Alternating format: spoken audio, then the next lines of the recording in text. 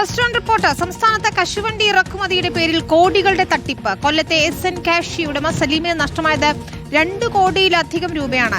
ലോയൽ plus commodities Singapore എന്ന കമ്പനിയാണ് തട്ടിപ്പ് നടത്തിയത്. തിരുവനന്തപുരം പൂന്തുറ സ്വദേശി മൂസനാണ് കമ്പനിയുടെ വിലാസത്തിൽ പണം തട്ടിയിരിക്കുന്നത്. 300 മെട്രിക് ടൺ കശുവണ്ടി ഇറക്കുമതി ചെയ്തു തരാമെന്ന് വാഗ്ദാനം ചെയ്തുകൊണ്ടായിരുന്നു തട്ടിപ്പ് നടന്നത്. തോട്ടണ്ടിയുടെ മറവിൽ വൻ വെട്ടിപ്പ്. അതായത് കൊല്ലം കേന്ദ്രീകരിച്ച് സിംഗപ്പൂരുള്ള ഒരു കമ്പനി ലോയൽ പ്ലസ് എന്ന് പറഞ്ഞൊരു കമ്പനി കൊല്ലം കേന്ദ്രീകരിച്ച് ഏതാണ്ട് 5 കോടി രൂപയുടെ ഇതുവരെ പറ്റിച്ചിട്ടുണ്ട്. എനിക്ക് അനുഭവം 300 ടൺ തോട്ടണ്ടി എനിക്ക് തരാമെന്ന് പറഞ്ഞ് ലോയൽ പ്ലസ് എൻ്റെ കമ്പനിയുടെ പേരിൽ കോൺട്രാക്റ്റ് ഇടുകയും അതിനുവേണ്ടി ഞാൻ $2 ലക്ഷം അവർക്ക് അയച്ചു കൊടുക്കുകയും ചെയ്തു. എന്നാൽ ഈ സാധനം തരികയോ മറ്റുള്ള കാര്യങ്ങൾ ചോദിക്കുമ്പോൾ അവർ പല രീതിയിൽ ഒഴിഞ്ഞു മാറുകയാണ് ചെയ്യുന്നത്. മുഹസിൻ എന്ന് പറയുന്ന ഒരാളാണ് ഇതിൻ്റെ മെയിൻ പ്രധാന കണ്ണി. എന്നിട്ട് സെറ്റിൽമെൻറ്റിന് ഇതിനെല്ലാം വന്ന വൈഫിൻ്റെ ചെക്കാണ് സാധാരണ ഇപ്പോൾ കൊടുക്കുന്നത്. ആ ചെക്ക് കൊടുത്തിട്ട് ചെക്കിലും പൈസ ഇല്ലാതെ മടങ്ങുന്ന ഒരവസ്ഥയാണ്. AB ജയശങ്കറാണ് ചെയ്തത്. ജയശങ്കർ, ഓരോ ദിവസവും എന്തൊക്കെ തരം തട്ടിപ്പുകളാണ് നമ്മൾ റിപ്പോർട്ട് ചെയ്യുന്നത്? ഇതിപ്പോൾ ഏത് രീതിയിലായിരുന്നു തട്ടിപ്പ്?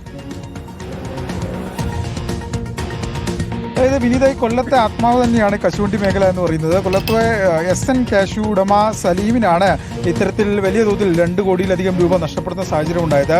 ഈ ലോയൽ പ്ലസ് കമ്മോഡിറ്റീസ് എന്ന് പറയുന്ന സിംഗപ്പൂർ ആസ്ഥാനമായിട്ടുള്ള കമ്പനിയുടെ പേരിലാണ് തട്ടിപ്പ് നടത്തിയത്. ഈ തട്ടിപ്പിന്റെ മുഖ്യ സൂത്രധാരൻ ഒരു മലയാളിയാണെന്നാണ് പറയുന്നത്. തിരുവനന്തപുരം പൂന്തുറ സ്വദേശി മുഹസിനാണ് ഇത്തരത്തിൽ ഈ കമ്പനിയുടെ പേരിൽ വിലാസത്തിൽ ഒരു തട്ടിപ്പ് നടത്തിയിരിക്കുന്നത്. 300 മെട്രിക് ടൺ കശുവണ്ടി ഇറക്കാമെന്ന് വാഗ്ദാനം നൽകിയാണ് തട്ടിപ്പ് നടത്തിയത്. ഈ പലതവണ ഇത്തരത്തിൽ ഈ കശുവണ്ടി എത്തിക്കാമെന്ന് പറഞ്ഞെങ്കിലും അത്തരം ഒരു കാര്യം ഉണ്ടായില്ല. പിന്നീട് കോടതി ഉൾപ്പെടെ സമീപിച്ച ഘട്ടത്തിൽ ഇതുമായി ബന്ധപ്പെട്ട സെറ്റിൽമെൻറ്റുകൾക്കൊക്കെ ഉള്ള നീക്കമൊക്കെ ഉണ്ടായി. പക്ഷേ വാങ്ങിച്ച പണം തിരിച്ചു നൽകാമെന്നും പറഞ്ഞു. പക്ഷേ പിന്നീട് അങ്ങനെ പണം ലഭിക്കുന്ന സാഹചര്യം ഉണ്ടായില്ല. വ്യാജ ചെക്ക് ഉൾപ്പെടെ നൽകി പറ്റിക്കുന്ന സാഹചര്യം ഉണ്ടായി. എന്തായാലും ഈ ചെക്കിൽ പണം ഇല്ലാത്തതോടുകൂടി സലീം വീണ്ടും കബളിക്കപ്പെട്ടു. ഈ സംഭവവുമായി ബന്ധപ്പെട്ട് കോടതിയിലും പോലീസ് സ്റ്റേഷനിലൊക്കെ തന്നെ കേസുണ്ട്.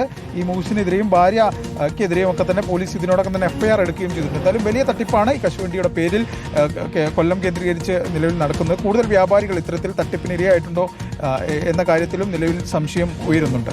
ശരി, അതാണ് ഓരോ ദിവസവും എന്തൊക്കെ തരം തട്ടിപ്പുകളാണ് റിപ്പോർട്ട് ചെയ്തത്. അപ്പോൾ ഓരോ പണം കൊടുക്കുമ്പോഴും നമ്മൾ എന്തെങ്കിലും സംരംഭത്തിൽ ഏർപ്പെടുമ്പോഴും ഒക്കെ തന്നെ ഒരു ജാഗ്രത പാലിക്കുന്നത് നന്നായിരിക്കും. ജയശങ്കറാണ് വാർത്ത റിപ്പോർട്ട് ചെയ്തത്.